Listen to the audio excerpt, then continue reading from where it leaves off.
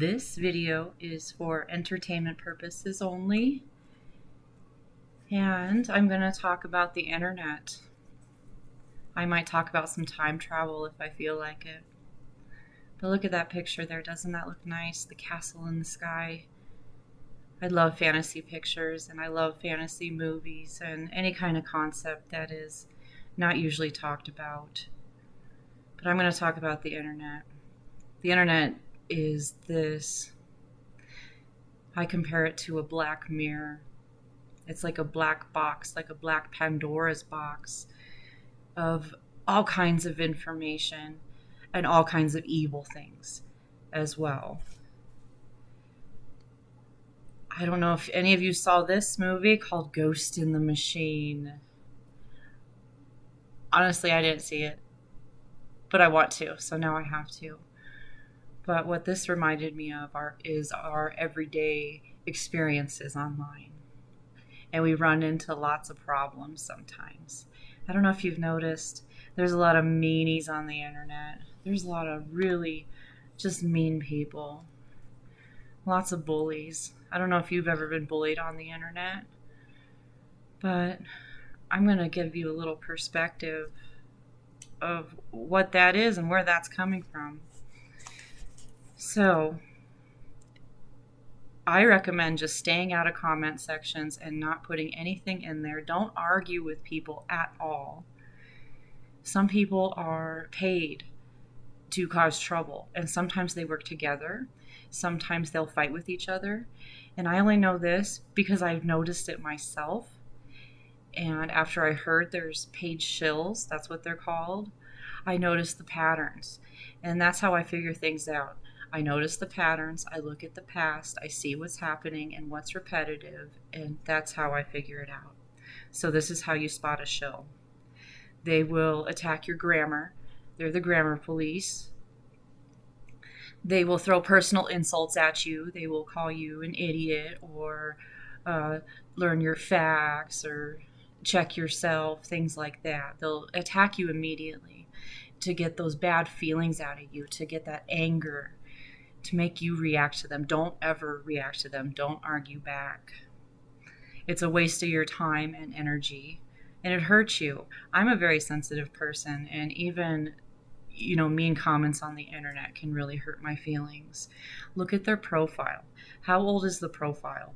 If it's a new profile and they have like 2 followers, chances are it's a shill or a bot. So it's hard to tell the difference between shills and bots. Shills are actually human beings behind the screens controlling what they're typing. Bots, they react to the input that you put or into the comment section, the picture you post. And I also have to tell you, I don't know a lot about computers at all, but I do know quite a bit about this. So thanks for listening. So bots are programmed by what we give them, the input, much like the human brain. I write down a lot of stuff because I can't fit it all in my brain. So people and robots monitor the whole internet. An example of a failed experiment, artificial intelligence, was named Tay. I think they put her on Twitter. But Tay became a very, very dirty girl.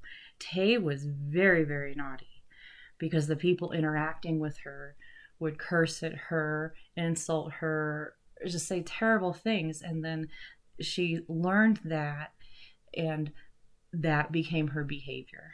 So that's really interesting. So they have to use both. They have to use the bots and people. There's not enough people to monitor the internet. So certain words, certain phrases, certain pictures will ping a bot to your activity on the internet. Questionable words that there's things they don't want you talking about. And I am learning that on this channel. And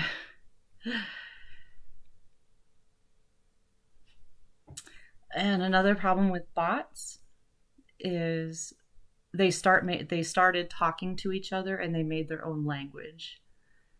So the robots do not need humans.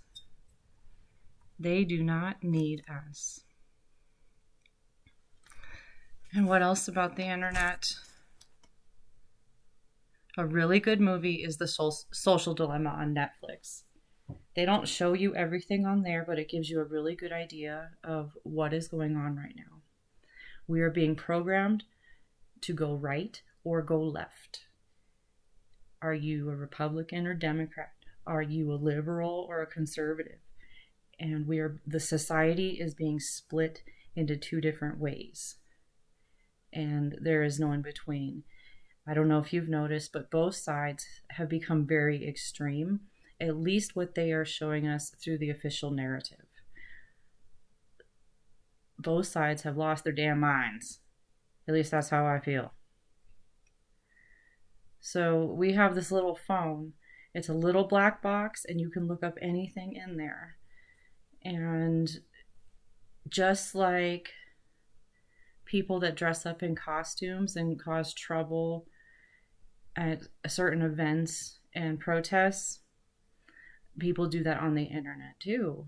Did you know that? People pretend they're someone else.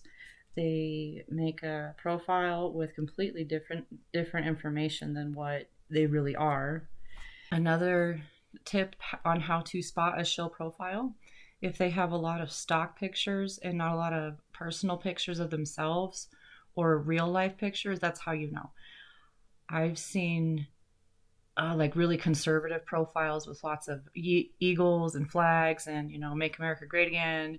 And I've also seen like metaphysical pictures and fairies and people that claim to be witches. So there's all kinds of them out there. There's all kinds of people trying to start trouble. And don't interact with it. Don't look at it. I have felt so much better after not looking at comment sections in the news, even just not even looking at the news. You are going to feel so much better. The things you see on the screen program your mind, and it can put something I like to call mind viruses in your brain. The mind viruses enter through the limbic system. And there's different colors, tones of music, repetitive patterns, symbols, and also subliminal messages that they use to get that mind virus in your brain. Have you ever had a song stuck in your head, or have you ever read something really bad on the internet? You just can't get it out of your brain. I call that a mind virus. Also, when you look at articles and it has a really inflammatory headline, look at the person that wrote it. Where did they go to school? Who have they worked for? What are they about? Who's their dad? And that's one of my favorite games. Who's your daddy? I like that game. Who's their dad and who are they? Because there's a lot of disinformation, and you have to look deeper into what you see, because it's going to give you a mind virus or programming that is unhealthy for you. So there's so much dirty stuff on there. And don't look at it. It's not good for you. So Shelley Lubben, ex-porn star, said over 10 years ago, the porn sites monitor what you do on there. They know what you like. They look at your patterns and they show you what you like. And this was back in 2010 or even before that. And I have been creating my own content. I love to search the internet and I love to read things. And I realized it's not healthy for me to do that. What good is all this information if it's just stuck in my brain, or I write it down in notebooks if I can't share it with anybody else? And there's some people in my life that really don't want to hear it because they say it's just too out there for them, or they don't understand it. And I've been called names like gullible, even stupid.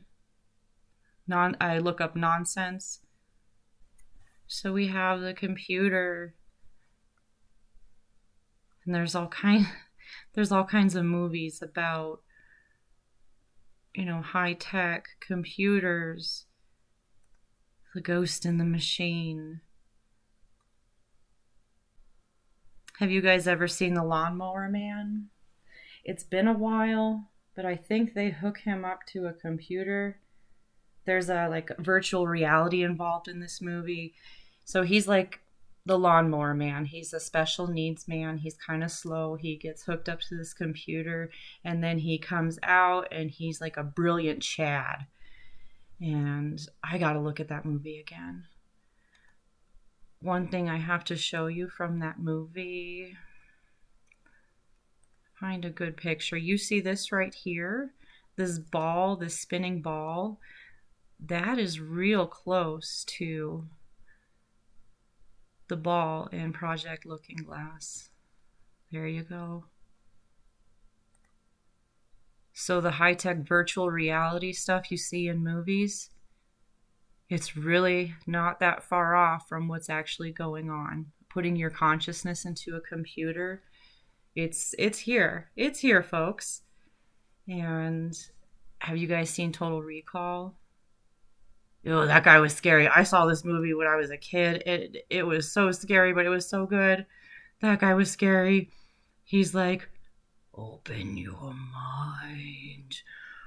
Open your mind. Quaid. Hope I did that one not too bad. And it had the lady with the 3 boobs. It was just really naughty. Just really, really naughty. But really a good movie. Entertaining. I love the costumes, the effects. And let's go ahead and move on to something else. John Forbes Nash Jr. I actually did not know that he was an American mathematician who made fundamental contributions to game theory, differential geometry, and the study of partial differential equations. Nash's work has provided insight into the factors that govern chance and decision-making inside complex systems found in everyday life. So the movie A Beautiful Mind was based off of him. And this guy was brilliant. He was hospitalized for schizophrenia. Can you imagine being that smart with all those numbers going through your head and all of these, different possibilities and equations just going on all the time? Although Nash's mental illness first began to manifest in the form of paranoia, his wife later described his behavior as erratic. Nash seemed to believe that all men who wore red ties were part of a communist conspiracy against him. He mailed letters to embassies in Washington, D.C., declaring that they were establishing a government. Nash's psychological issues crossed into his professional life when he gave an American Mathematical Society lecture at Columbia University in early 1959. Originally intended to present proof of the Riemann hypothesis, the lecture was incomprehensible. Colleagues in the audience immediately realized that something was wrong. I wonder if they made fun of him. I hope not. Hopefully they're like, oh no, what's wrong with this guy? We gotta help this guy. Oh, bullies are everywhere. Some of the concepts I'm going to talk about now, I heard from a computer programmer named Quinn Michaels. He's a computer genius, and he's another one of these people that are so smart that it's really hard to understand him, and he can be a little abrasive. He is better with computer coding and artificial intelligence than he is with people. So John Nash manipulated time-space fields, and he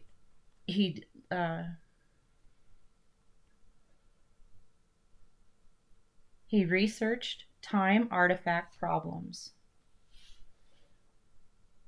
And this is what Quinn Michaels says in kind of his interpretations. Again, he's a computer genius, and he's really good with numbers, and this was the programming that was given to me, and I wrote it down. The chaos now is technologically influenced. The future is a probability. So it hasn't happened, so it doesn't exist. Going back in time creates divergent timelines.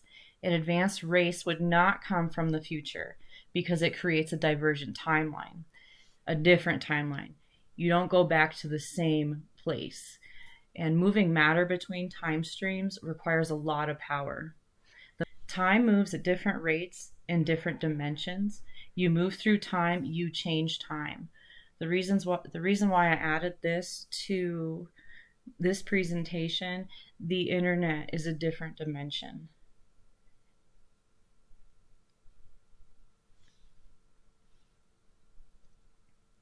Gravity wells and intervention points, these can be made through trauma and mass events. And neutrino traps are not impeded by matter. So people are used often to create intervention points, mass events, mind viruses again, propaganda, get people scared. Go protest, be angry about something. This caused mass events cause almost like a tear in the timeline.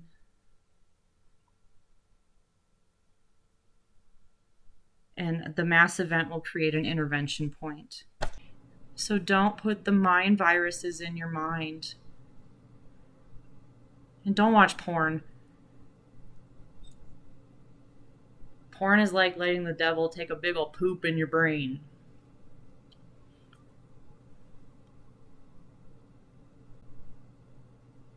I talk about some serious things, but I try to keep it somewhat humorous.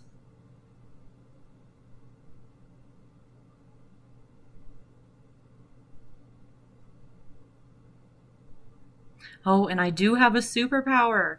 Before I go, I have to tell you about it. I was kind of like Jubilee, before she, really learned to use her powers. I was able to break computers just by touching them, because I would go to all kinds of sites with all kinds of viruses on it, and I could break a computer in a minute. So I was afraid to touch them for a while.